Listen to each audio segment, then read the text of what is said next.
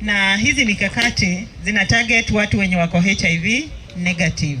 Ndio maana tunaita pre-exposure prophylaxis, kwamba tumia dawa kabla ya upate maambukizi. This is just not a step towards giving something that is long acting, but it's ensuring that we are meeting our community with the prevention needs.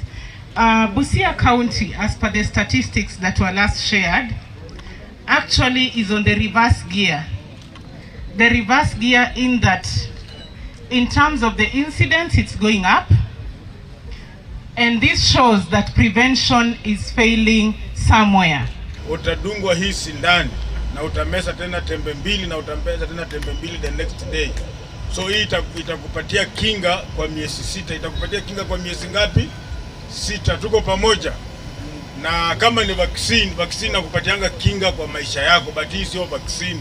Hii ni dawa, hii ni drug. Tuko pamoja.